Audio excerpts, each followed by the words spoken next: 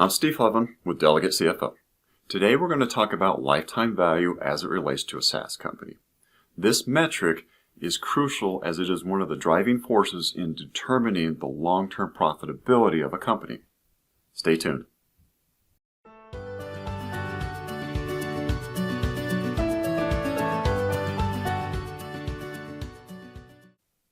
Okay, today's topic is about lifetime value. Hopefully at the end of this video you find the information helpful. If that's the case, hit the like button, subscribe to our YouTube channel, follow us on social media for more CFO content from us here at Delegate CFO. So what is lifetime value? Lifetime value is a metric used to estimate the total revenue a customer will produce over its relationship period with a company. It's calculated by taking the average revenue per user and multiplying it by the average customer lifespan. This metric helps businesses understand the value of their customers and make informed decisions about marketing, sales, and customer retention strategies. Now, a SaaS company calculates the lifetime value by the following steps. First, determine what the average revenue per user is. This can be done by dividing the total monthly recurring revenue by a number of active customers. Next, determine what the customer lifetime is.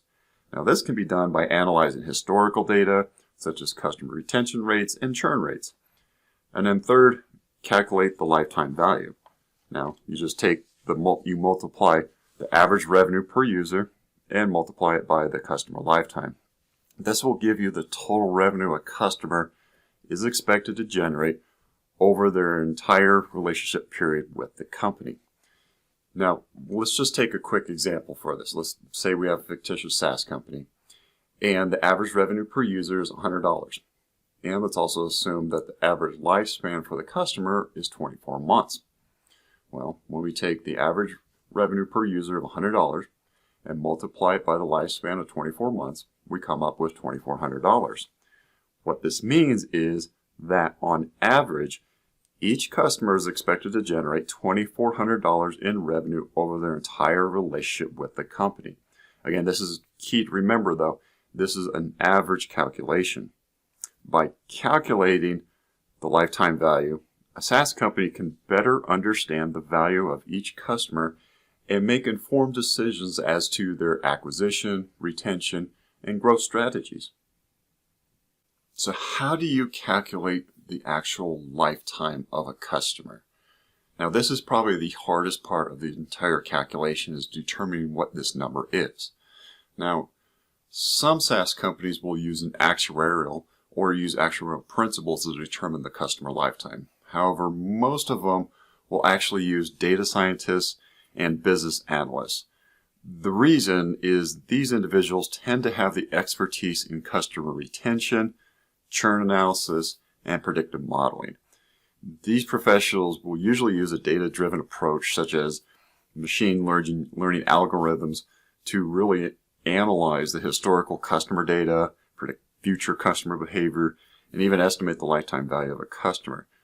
By doing so, they can help companies optimize their pricing strategy, marketing campaigns, and customer support efforts, really to maximize, and this is key, the customer retention and overall profitability.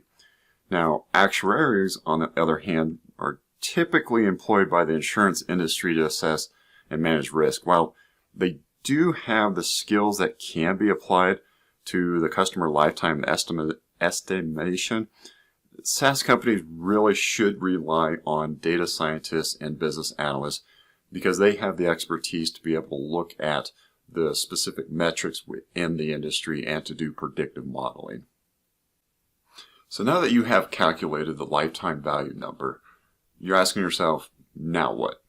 And honestly, you really should ask that question no matter what metric you're using, whether it's lifetime value, acquisition cost, churn rate. Anytime you do a calculation with a metric, you always want to take a step back and say, okay, now I've calculated this number, what do I do with it?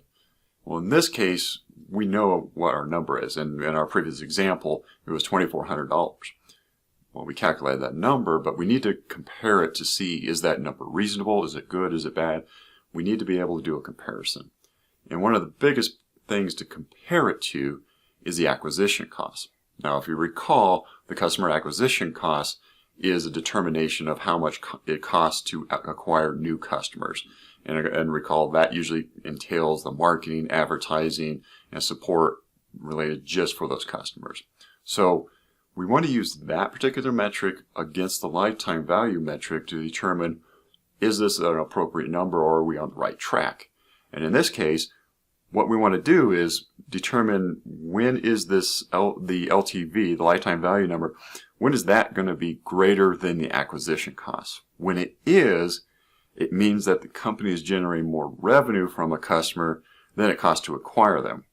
This will indicate that the company should be making a profit from each customer, as the revenue generated over the lifetime really outweighs the cost of acquiring them. Now, it's important to note that the lifetime value and the acquisition costs are concerned about the revenue generated from a customer and their expected revenue. Both these calculations do not directly bring in variable costs. Now, this is important to note because as you're analyzing this data, you want to go one step further to determine, are these profitable customers? Variable costs, as you recall, really should be considering when you're calculating the overall profitability of the customers. To get a more accurate picture of the profitability, the business should also evaluate their contribution margin, which again is the difference between the revenue generated from a customer less the variable costs that are incurred for providing that service or product. A positive contribution margin indicates that the revenue generated from a customer is greater than the variable costs associated providing the service or product. When you combine that with a lifetime value that's greater than the acquisition cost, this can signify that the company is making a profit and, more importantly, operating efficiently. In summary, it's important to note that while the lifetime value and the acquisition cost calculations don't bring in the variable cost specifically, you need to be able to consider those to make sure that, one, obviously the lifetime value is above the acquisition cost, but also, is it profitable for the company to continue to pursue these customers? I'm Steve Hovland with Delegate CFO. I hope you found the answer you're looking for, and I look forward to seeing you on the next episode. Thank you.